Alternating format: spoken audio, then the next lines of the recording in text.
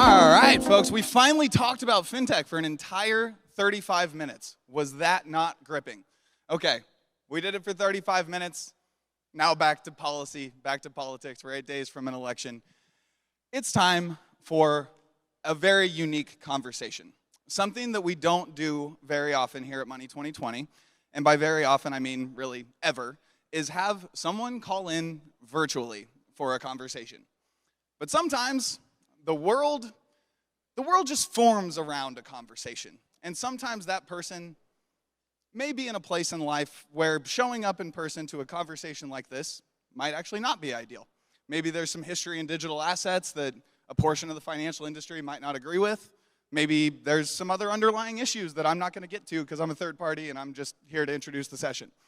That being said, we do have a very interesting conversation coming up.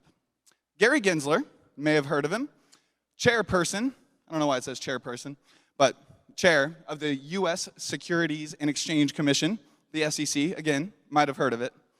And we have Hope King, senior business reporter from Axios, here to have, candidly, what I would call one of the harder jobs today. She gets to sit in this seat, talk to Gary through a Zoom link, and have to deal with your opinions and reactions through the whole thing. So, with that, let's get a little warmth, let's get a little excitement going for Hope, and let's put our hands together for Hope, and she'll get Gary up here in a second after that. Come on, folks.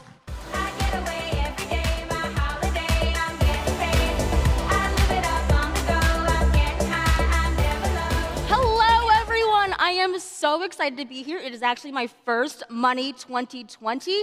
I don't think that I'll be able to top this one, but we will try. Thank you all so much for being here in the room. We have a really exciting conversation coming up. I know regulation might not be the most fun topic, but trust me, we will be having fun today. So without further ado, I am so pleased and honored to introduce the chair of the U.S. Securities and Exchange Commission, Gary Gensler. Thanks, Hope. Good to be with you. So good to be with you. I was supposed to be sitting first. I'm sorry, Kara. First of all, Chair Gensler, I do believe that you had a birthday recently. Am I correct? Yeah, my identical twin brother Rob had the same birthday, yes. Well, happy belated birthday. For those of you who don't know, you are a Libra, which is, and a sign for the Libra is the scale, which I think is so on point for you. Let me just, for those who don't know what a Libra is, balance, harmony, and justice define Libra energy. Is that an accurate portrayal and picture of your SEC personality? Hope, I think I'm going to leave that to others. I feel remarkably blessed to be asked to do this job. I'm basically a markets guy. I was at Goldman Sachs for 18 years. Neither of my parents went to college, but I learned a little bit about markets from my dad, who had a small business, and I believe deeply in them. So if that's Libra, I don't know. You tell me. I also believe in our great democracy and finding paths forwards to solve problems for the public, investing and issuing public is what my job is. All right, I just really want to know, though, what did you do for your birthday? You're a big movie fan. Did you go see Joker? Wait, say that Did again? Did you see Joker? You're a big fan of the movies. No, I like rom-coms, but no, I did not watch Joker on my birthday. Okay, I don't think a lot of people did either. So as a kind of birthday gift to you... Did you? No, I mean, have you seen the reviews? They are terrible, and it breaks my heart. But as a birthday gift to you, you do a lot of these interviews, and I actually want to know what you want to talk about. What do you crave to talk about more than all the other questions that the media comes at you with? Well, with a live camera feed and everything, I don't care to talk about my daughters, but they're more central. I have 3 daughters, much more central to my life than anything else. But I assume that you've got some really great questions. Look, one, I want to thank the audience. I didn't fly out to Las Vegas, not for the reasons that the introducer said. I mean, by the way, I'm glad to talk about whatever topic Hope wants to chat about. It's just, you invited me at a time that was inconvenient to get on a flight out to Las Vegas. But look, we've achieved a lot at the SEC. We laid out 55 projects, and at the core of those projects, and we've completed, I I think it's now 44 or 45 of them. These projects are about driving lower cost and lower risk, or as the economists call it, efficiency and resiliency in our capital markets. And our markets in the middle are the greatest in the world. We're 40 to 50% of the world's capital markets. We're only 22 or 3% of the world's economy. So we punch above our weight class. We're the destination where other countries want to come into our capital markets, but we cannot take that for granted. I think that, listen, it might be decades away, but there are other nations that really want to take that lead on us, and they want to. And so I think of everything we can do to lower the cost, lower the risk in our stock markets and our treasury markets and elsewhere across this $120 trillion capital markets. Well, I know a lot of people would have loved to see you here too. I know I would have. Your schedule has been pretty packed lately. Lots of media appearances. Would you say these are a series of exit interviews? No, no, not at all. I mean, it just is the fall meeting schedule. It does seem that trade associations, and that's not what Money 2020 is, but it does seem that trade associations have their annual conferences either in the spring or the fall. And so, yes, I did some conferences in the last week with the Securities Industry Financial Market Association and with Bloomberg, global regulatory conferences. So it just happens to be the ebb and flow of these things. So this isn't a campaign to keep your job either? No, hope. Listen, I feel so privileged to be in a job like this. It's a great job with a great agency of 5,000 plus people. I will say this for your audience, for a lot of legal reasons, I'm not involved in a campaign. I'm not going to comment on it, but democracies, that's a great thing about America. Democracies have consequences, but we're going to continue to do that, which we do well at the SEC until, as they say, the ref calls the whistle. Well, we're going to get into all the policies a little bit later, but I have to ask these burning questions that I know are on the minds of a lot of people in the room and in the public. Now, so just on this timing question, continue on this theme. So the SEC chair traditionally resigns on or before inauguration if their party loses. Do you see yourself as a traditional SEC chair? Well, I'm honored to be the 33rd chair, and I don't know if there's a traditional. There's 4 or 5 of us that were not lawyers, so I'm not a lawyer. Joe Kennedy wasn't, so that puts us in the minority. But again, I'm not going to comment on an election, Hope, as much as you care to pull me in. My legal term does, as a commissioner, runs till the middle of 26. But you're right that traditionally presidents get to decide who the chairs of the SEC. That's a good part of democracy. Absolutely. I'm curious though, what was going through your mind when you saw the headline earlier this year that the former president said he would vow to fire you? My daughters found it interesting. I could say that, and they sent me a few text messages. But other than that, I mean, I thought that's what presidents do to their entire cabinet as well. So I just thought that's part of democracy. And are you afraid that, from reports from Bloomberg, that Democratic donors, major ones, are also pushing Kamala Harris's team to replace you? Are you afraid of that outcome? Hope. I sleep fine at night. Listen, this is a job where every day is about helping investors. As one of my predecessors said, William O. Douglas, we're the investor's advocate. Everybody else seems to have advocates, but we're the investor advocate. And then we also look to help issuers tap into the capital markets and making sure the markets themselves work for the investors and issuers and not the other way around. And I think that's what we've done. We just completed unanimously, I would say, very important rules about our stock markets, a $50 or $60 trillion market that we're going to drive lower costs by allowing people to quote in smaller increments down to half a penny, but also lowering the fees in that market. We also successfully moved from, and everybody in fintech would kind of say, why did it take this long? Mm-hmm. But we moved successfully from 2-day settlement to 1-day settlement, leading the world with Mexico and Canada joining earlier this year. We're revising and reforming an awful lot of our bond markets, particularly our treasury markets. So on and on, I'm very proud of what we're doing. We're going to continue to do that. So if your term were to end before you'd like it to, what would you say your proudest moment would be in achievement as SEC chair? And you didn't mean this interview. Now, it could be. I would love that. That would be hallmark. There you go. Look, I think it's just every day coming into work, working for the American public and trying to drive, as I say, lower cost and lower risk in that system. And it's within the law and how the courts interpret the law.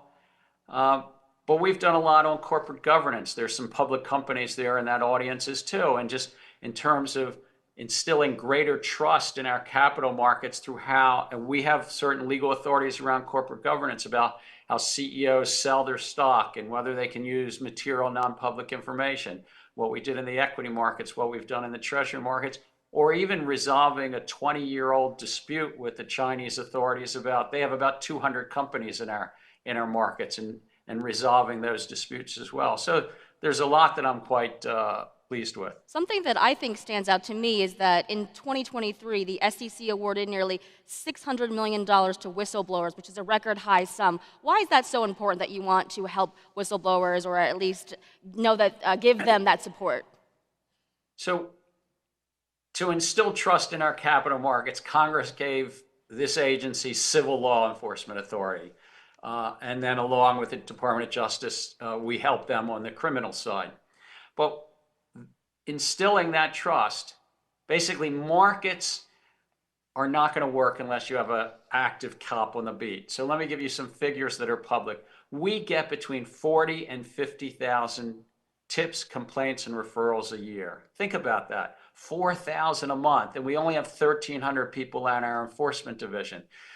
So whistleblowers are a really important part of the system as well. And I want to give a big shout out to Senator Chuck Grassley from Iowa, who's really been the kind of the leader on this for many decades and putting that law in place. So we can award people awards, whistleblower awards, if they, it's technical, but basically if they help lead to money coming back in and disgorgements and like that. And so that's a really important thing. And it helps ultimately instill better trust in our capital markets that now we get about 18,000 whistleblower tips a year. And so that's folks all across this great land coming in and suggesting something. Now, we only bring about 400 or 500 law enforcement actions a year, new actions. So there are a lot of things that when we look at them, we close them out. We look at them, the facts of the law don't suggest something was an infraction. But where there is an infraction, those whistleblowers help us. And they ultimately help you all in the audience because they help instill greater trust in the system. Well, what does that say to you about why the kind of policy making that you've been pursuing is necessary? Well, I think the policy making is necessary because technology is changing so rapidly in business models. That's what this conference is about, Money 2020. It's about, I know you're talking a lot about open banking, a lot about artificial intelligence. These are changing the way that people invest and money moves around the globe, how information moves around the globe, and ultimately the human existence itself as we automate that which is in our brain through artificial intelligence. And so as markets, technology, and information change, it's critical that our rules also change for the highways of finance. And a lot of times regulators are criticized for moving too slowly on their rules, not keeping up with the pace of innovation. It seems like you want to take the opposite approach, and you're projecting potentially some of these challenges. And is that why you're going after, let's say AI washing is a big one for you lately?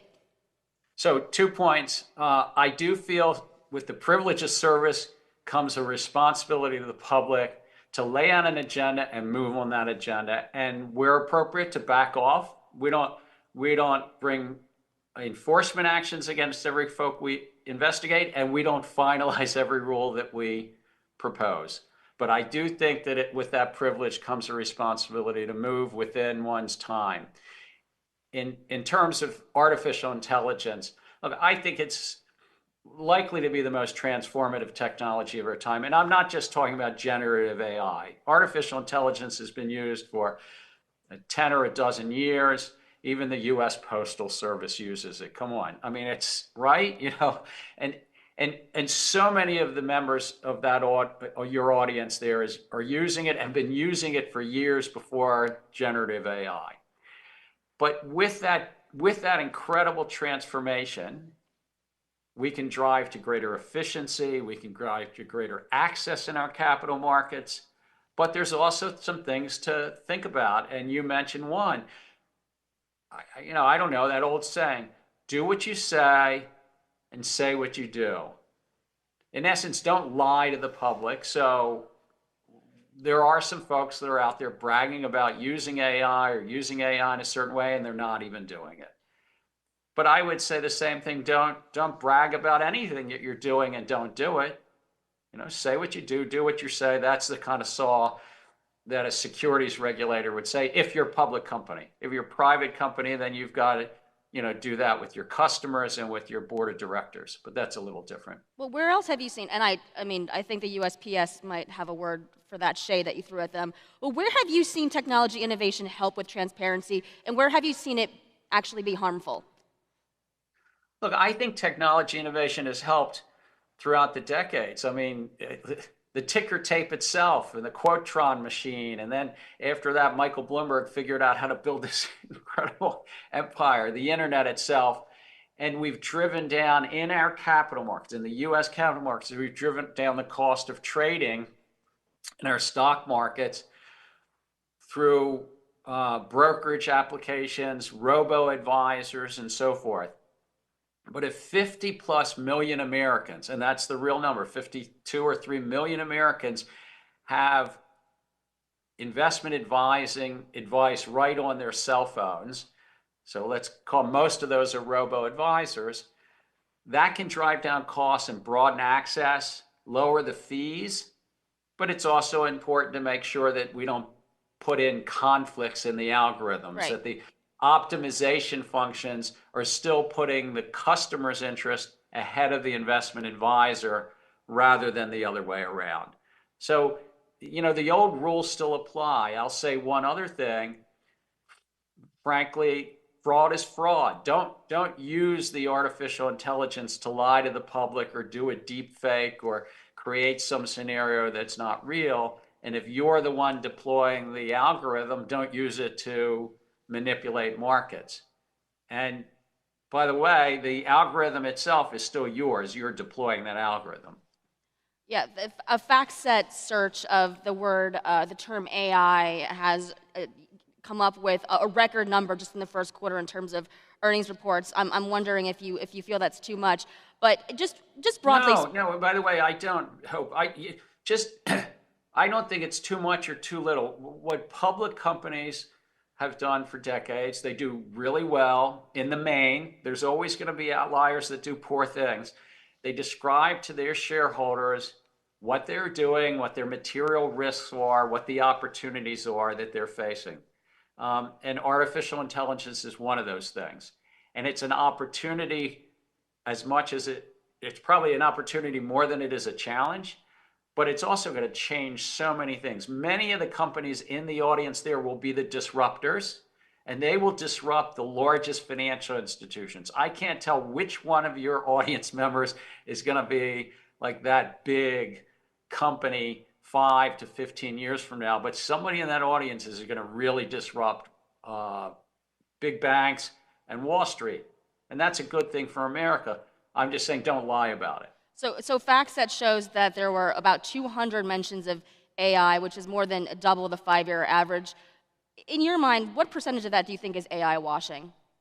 I don't have a number, and hopefully very little of it. But look, this happens over time. In the internet bubble in the late 1990s, there was a lot of we're doing this with the internet and so forth and so on. So in times when it catches the investor's fancy, of course, most C-suites, the chair and the CEO suite and everything, are thinking about how do I market to investors. So you just want to be careful not to get out over your sort of exaggeration skis on that. You don't want to greenwash either. I mean, just that's the core thing. Investors are savvy. Ultimately, they'll figure it out.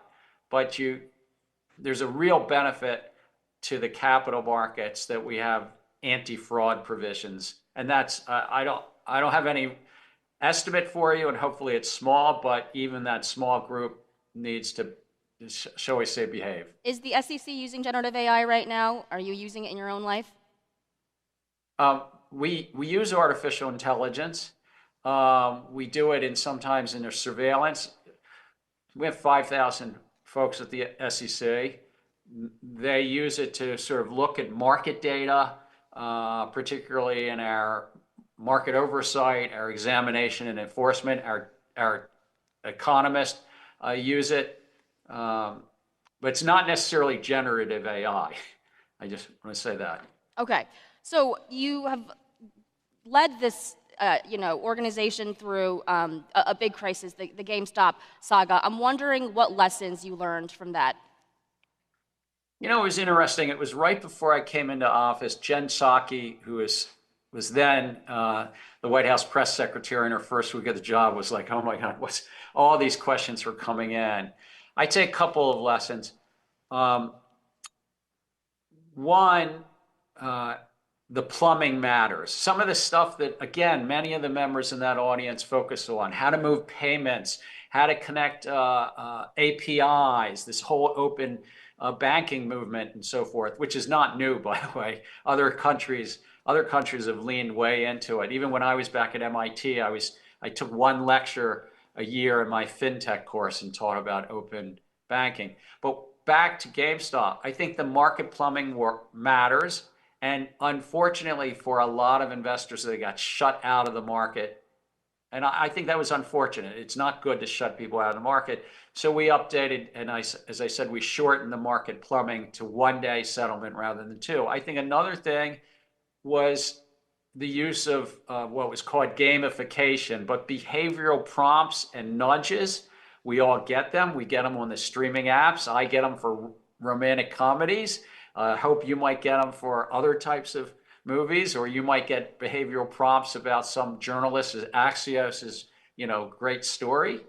But in finance, if you're giving behavioral prompts to somebody, still you've got to put the customer, the investor, ahead of the brokerage app. You've got to put the investor ahead of the robo-advisor. And I'd say the third thing was really about the market structure itself. We had not updated our U.S. equity market structure since 2005 in any significant way. Some of my predecessors had taken a run at it, but we proposed, we adopted unanimously, I would say proudly, real changing rules around the markets to lower the costs, the fees coming down by 2/3 from 0.3 of a penny to a maximum fee of 0.1 of a penny, and also allowing more efficient pricing where the quotations can be down to 0.5 penny instead of a penny. So those are some of the lessons out of those events from early 21. And do you believe that Robinhood is now safer or better than it was 3 or 4 years ago? I'm going to speak about one broker versus another broker. That's for everybody to figure out which brokers they want to use. But I think that the rules that we put in place about central clearing, the rules that we also put in place that investors can get more information about their execution quality, that will enhance their experience. And the rules we just adopted, which go into effect next November, I think will lead to less costly markets, more competitive markets. And I think shortening the settlement cycle makes the whole system safer. Similar to what we did on money market fund reform, that we learned some things when the COVID crisis hit in 2020, and we addressed that. And also what we're doing in the $28 trillion U.S. Treasury markets. Just really quickly, early thoughts on the New York Stock Exchange's proposal to move to 22-hour trading? Look, it's interesting. I can't speak directly to that because that might be a filing in front of us. I might have to vote. So just for all of your members, I'm not trying to avoid the question, Hope. So let me just a little bit more general than one filing. We are the market of destination, and you sometimes think about that from 9:30 to 4 o'clock.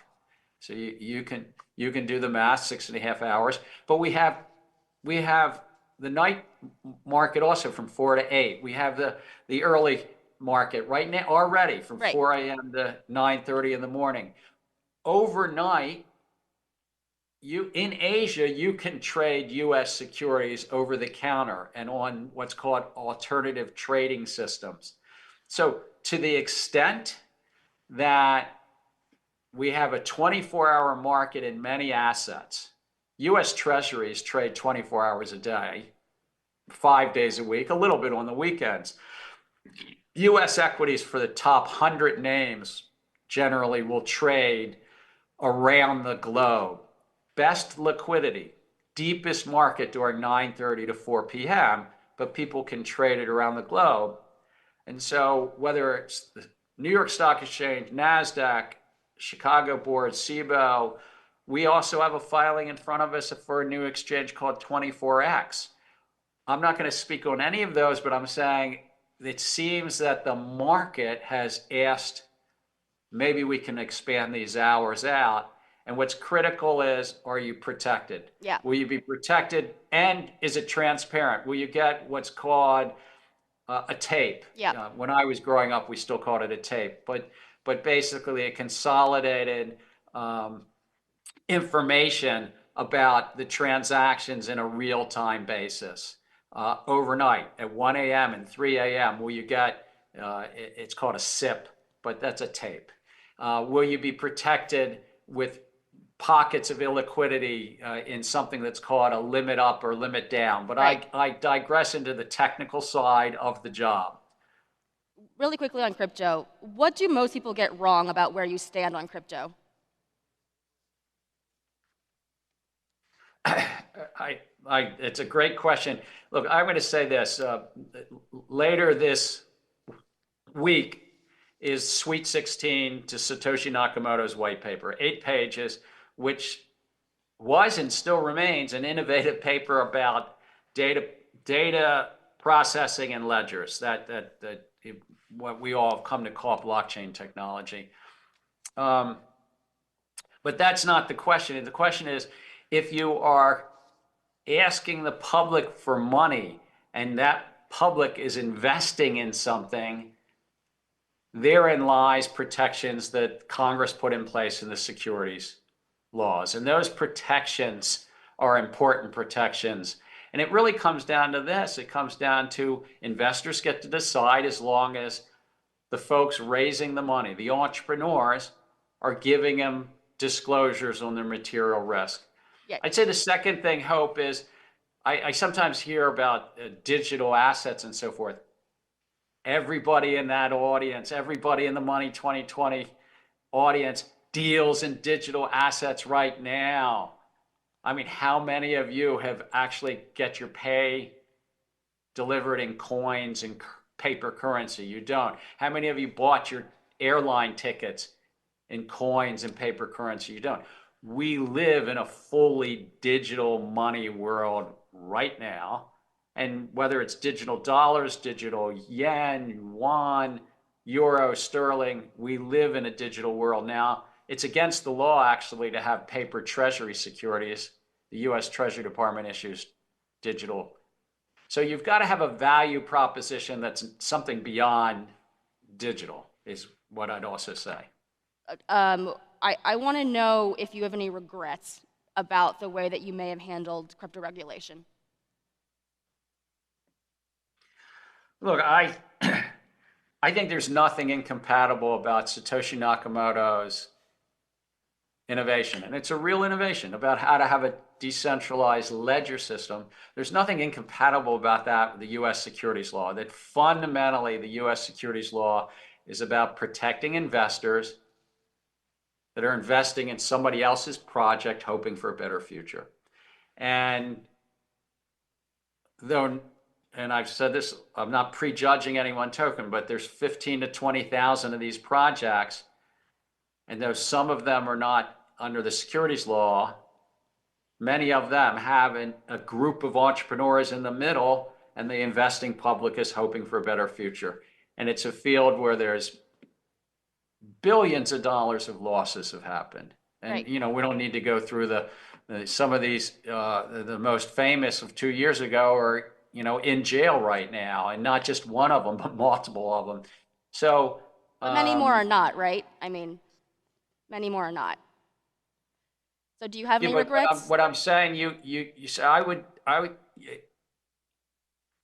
the only way, whether it's in any part of our broad capital markets, and our broad worldwide capital markets are about 250 to 300 trillion. The US is 120 plus trillion of that. Any part of that worldwide capital markets, they benefit from rules of the road. I'm unabashedly a market person. I'm unabashedly associated with this great thing in America called capitalism. It's a really important thing. But I think we do better, the public does better with some regulation in markets. You wouldn't want to have a football game, by the way, without some refs on the field. It would very quickly look like rugby, and after a while, it wouldn't even look like rugby. It would all break down, I hope. And Congress understood that in setting up the SEC and setting up the Commodity Futures Trading Commission.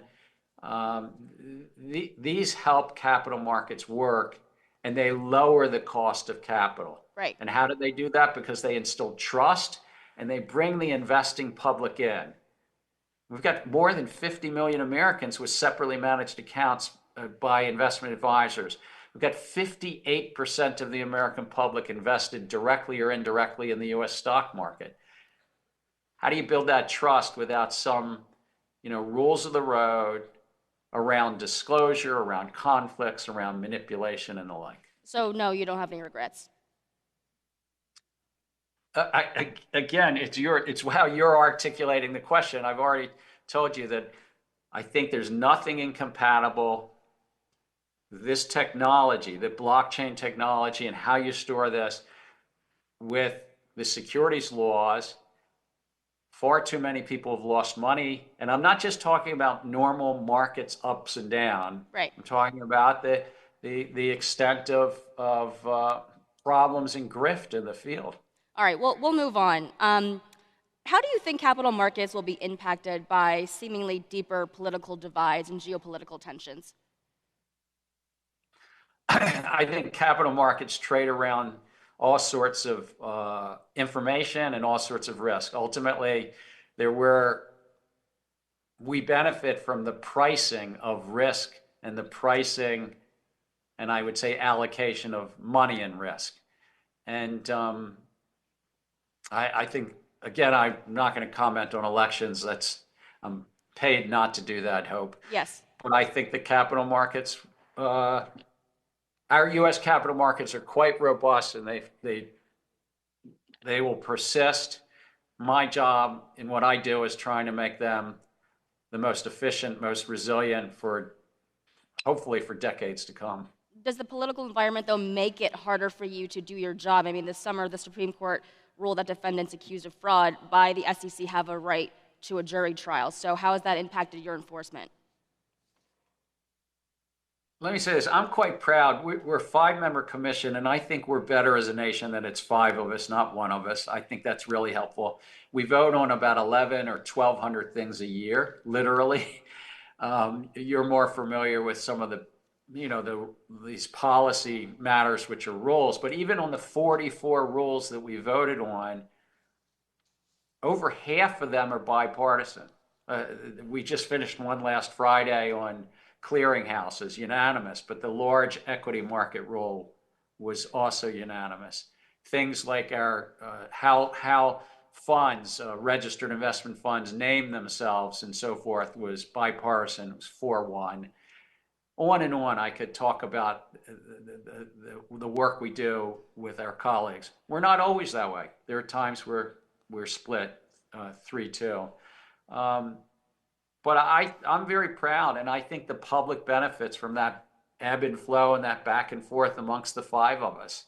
Now, in terms of enforcement and rulemaking, we do it within what the Congress writes and how the courts interpret it. And hope if the courts interpret something differently, as they did, you were talking about a case called Jarkissi, Yes. That the Supreme Court ruled on, we adjust. But we had already been, I would say, pre-adjusting in that case. I think we were down to less than a handful of litigated matters in front of our administrative law judges, even before the Supreme Court, down from 50 to 100 right before I got there. Yeah. So we had been adjusting already, but if the court rules in a way that we didn't think they would or we didn't agree with, we still adjust. I don't know, Hope, what would you do? That's our part of our great democracy. And that's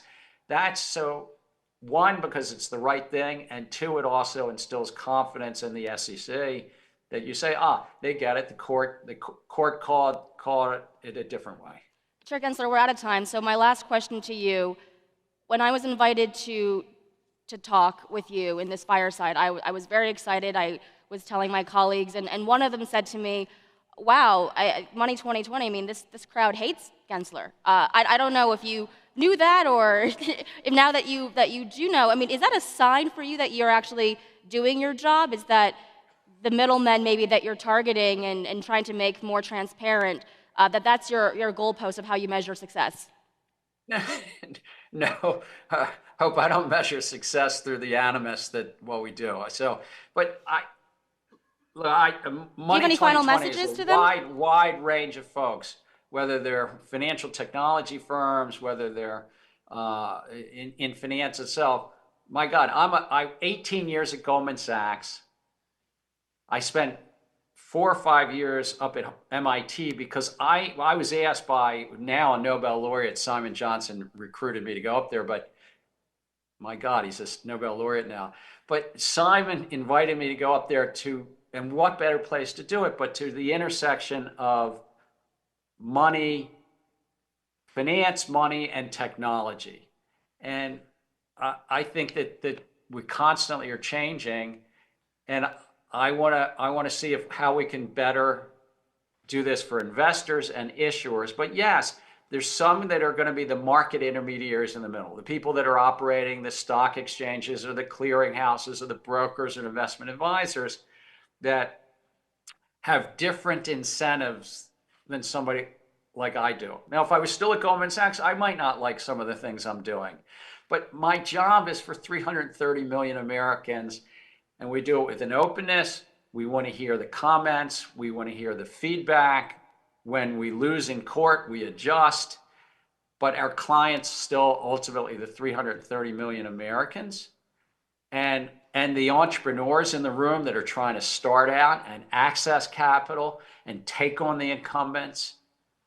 And I have deep respect for the trade associations as well, but sometimes their associations have the large incumbents that are important members for them. So, but keep the comments coming. That's how we do better. I mean, it seems like sometimes people who are in this room and outside of this room trying to make money forget that they are part of the 330 million Americans that you are also trying to protect. This is almost like sometimes maybe you're seeing it in the way that you do your job, that maybe sometimes we're working against ourselves. Is that right?